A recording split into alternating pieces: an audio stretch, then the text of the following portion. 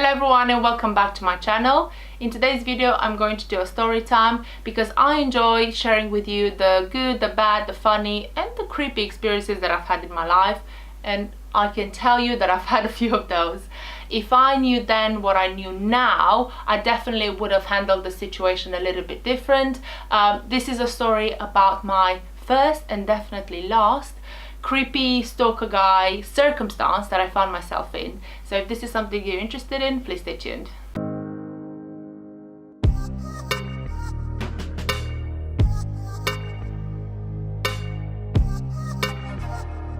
Okay, so let's start from the beginning. This happened when I was 16 years old and I was abroad on my first ever modeling contract. I started modeling when I was 14 and seriously modeling when I was 14, and I was with a local agency back home, and by the time I was 16 it's the first time I managed to get an international contract, and this was in Dubai. Me and 3 of my other friends from the same agency had this contract, so they paid for our flights, for our accommodation, and they basically were responsible for us. 2 of the girls, so myself and one of my friends, were 16 and the other 2 were 18. So needless to say that they had to be responsible for us because 2 of us were underage. So this was the first time I was away without my family, and I was away with my friends somewhere new abroad, and I was really excited. And we were there from the month of September till December, so it was about 3 months. Thing is, with modeling contracts, you cannot they cannot guarantee the work for you, so you can be there for about a month, or you could be there for about 3-4 months. But luckily we were quite busy whilst we were there, so we ended up staying for almost 4 months. So within the second month of being in Dubai, we were quite busy. We started to get quite a few jobs. We were getting jobs from, you know, fashion shows to editorials to little adverts for you know, local hotels and things like that. So I was definitely having the time of my life. I was doing what I enjoyed, and I was, you know, being paid for what I was doing, and I was doing this with my friends. So it was basically one of the best times that I've ever had within my modeling contract. So the agency was responsible for us. The agency would pick us up and drop us off for jobs, and we weren't really allowed to do much without letting the agency know. So that to us felt a little bit like we didn't have the freedom to do whatever we wanted. Now, as an adult, thinking about it, it totally made sense. It could be dangerous, although Dubai is not a place that was known to be dangerous. You never knew what could have happened to us, so they were quite strict with us, and you know, they had the right to do that. They basically were our parents. So we would get picked up for a job, we would get dropped off. We had sort of like an 8-seater, and this little guy that used to drive us around. I think he was from India, and he barely spoke much English, but he was the sweetest. He was so kind to us. So it was about October time, and me and my friend got a job for Mitsubishi, which is a car manufacturer from Japan. I'm sure most people know. And the job that we had was to do hosting, or being hostesses. So what that meant is we had to model around the car, and we had to pretty much represent the company. So the job was for a car show, a car conference in Dubai, and the conference took 5 days. The thing is, in Dubai, the weekends are not Saturdays and Sundays. The weekend there is Thursday and Friday for religious reasons, I believe. So we started the job from Monday to Friday. So it was 5 full days, 9 to 5. It was quite long hours for us. You know, certainly for me, for a 16-year-old, having to work sort of a full day was not something that I've done before. But I was very excited and I was looking forward to do it.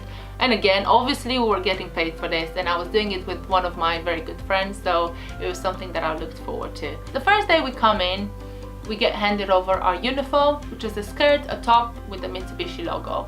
And they made it clear to us that we weren't responsible to know any information about the car, any technical information. All we had to do is to look pretty and take pictures with the car, other people, and just sort of model around the cars.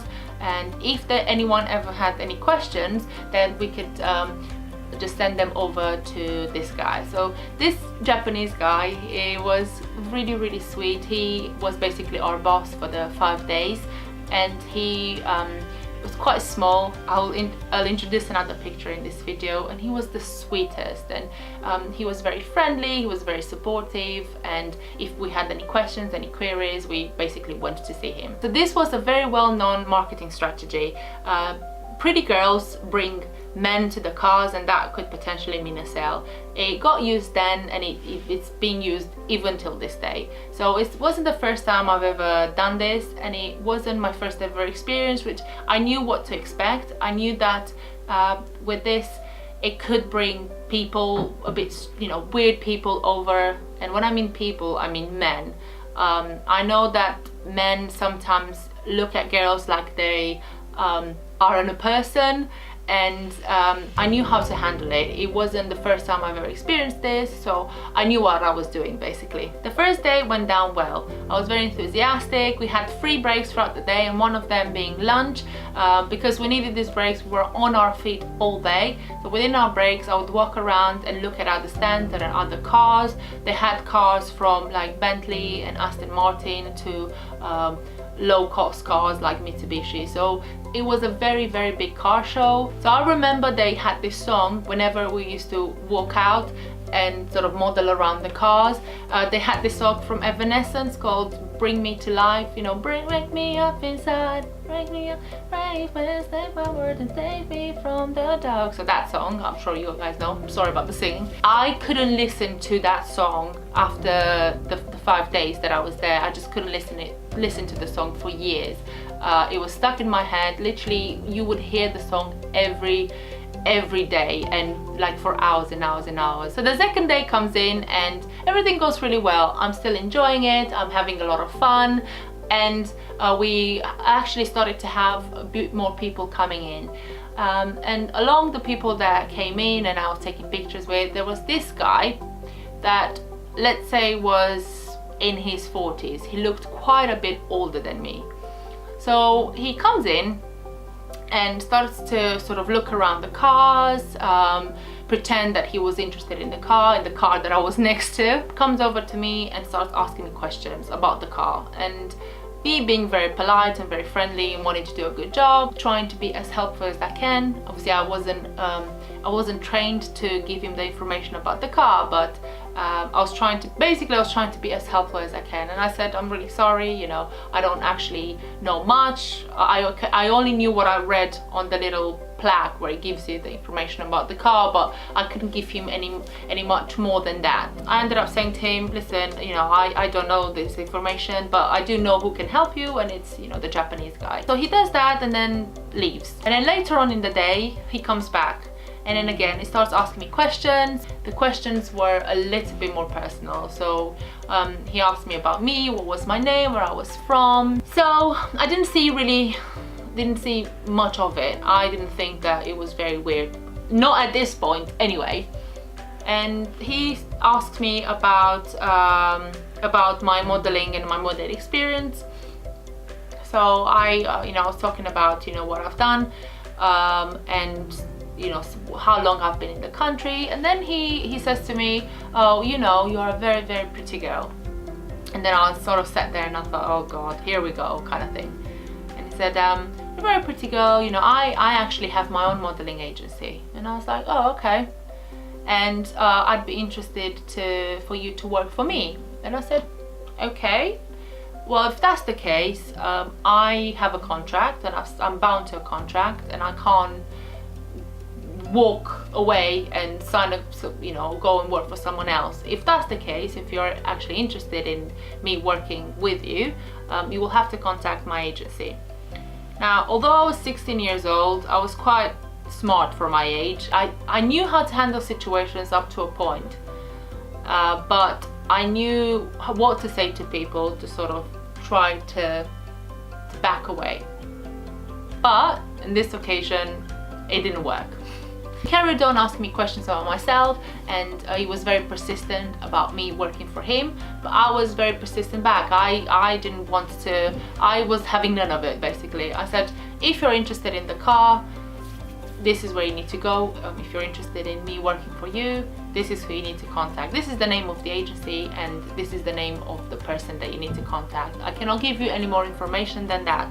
But funnily enough, not at any point did he mention the name of the modeling company. Did he mention the name of, did he give me a business card? Nothing.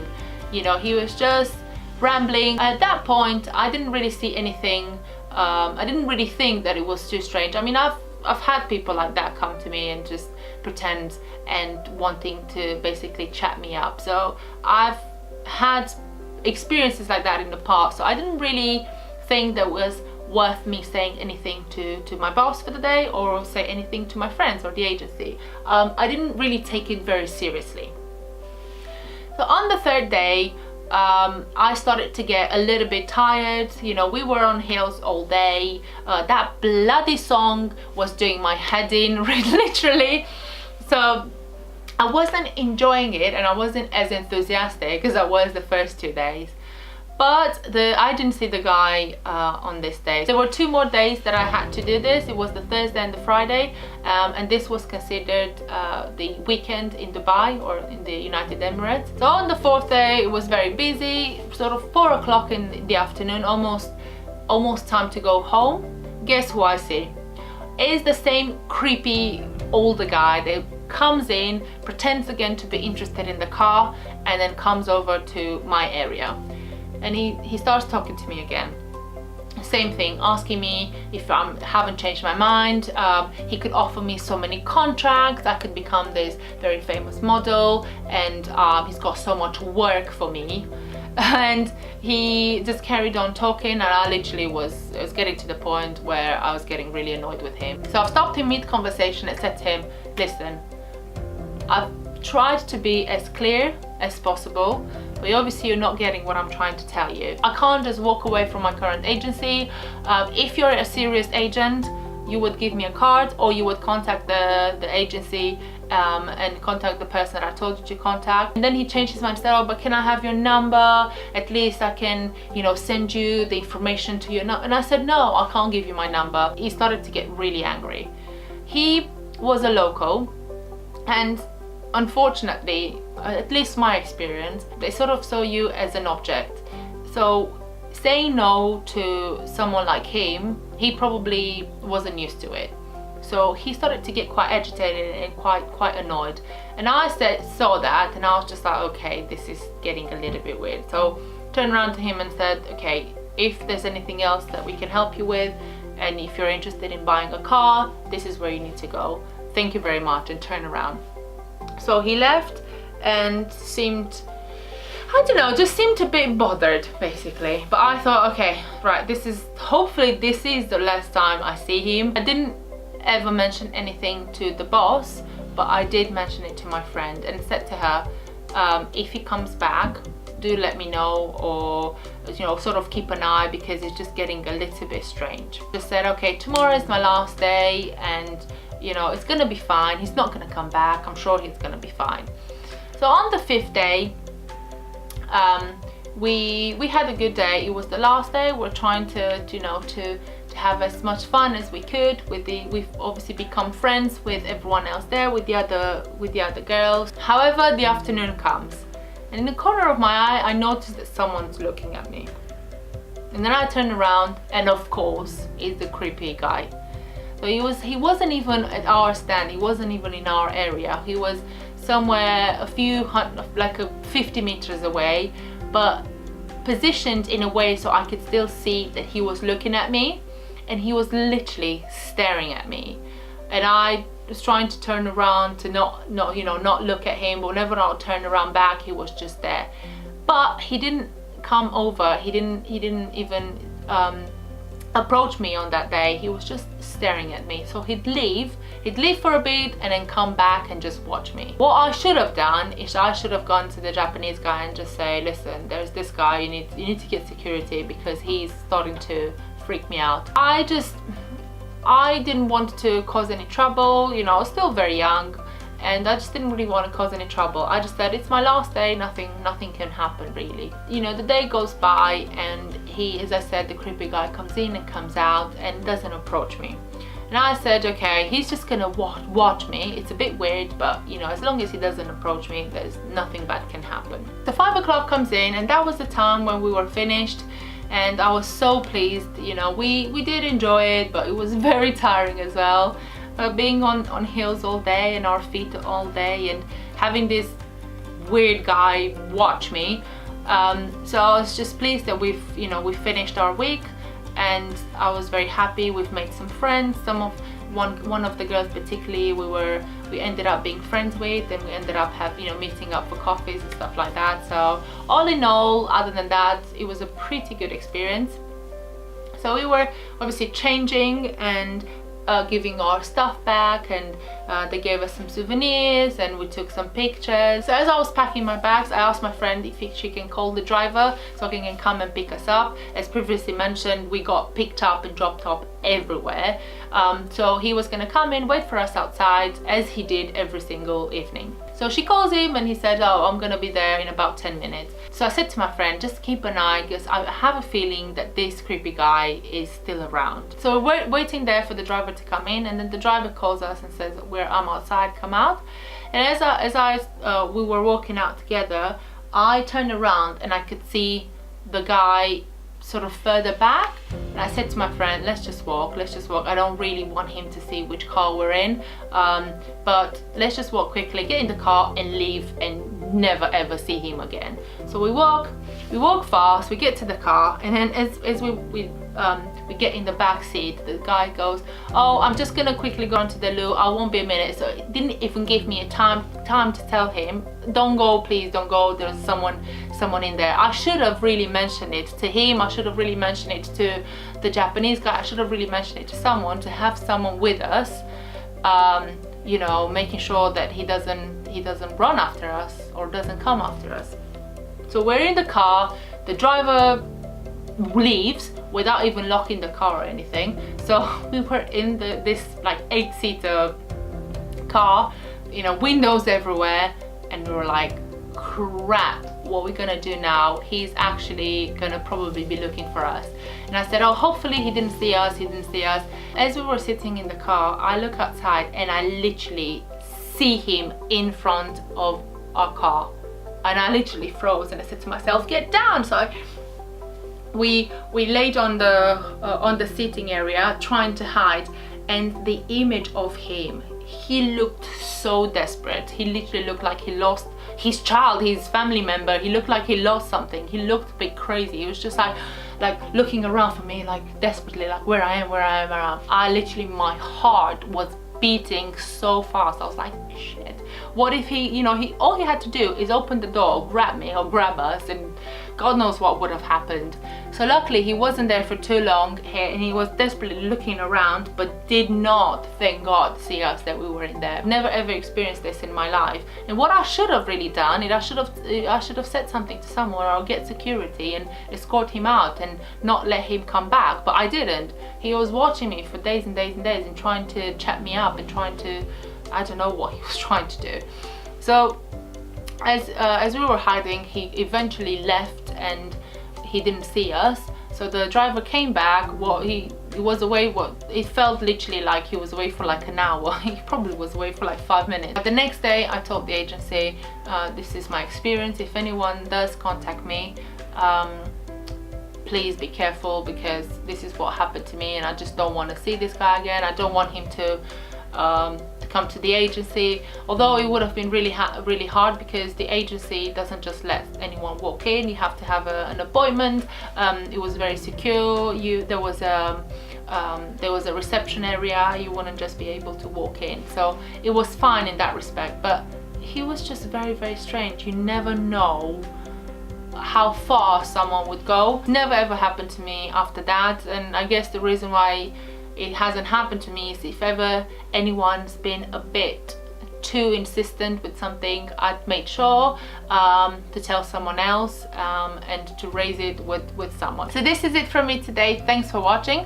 I'd love to know in the comments below if you've had any similar experiences, if you've had any sort of creepy interactions with people, please do let me know in the comments below. In the meantime, please don't forget to like, subscribe, share, comment, and also turn on the notification button because it will tell you when I'm uploading a new video, which is every Monday.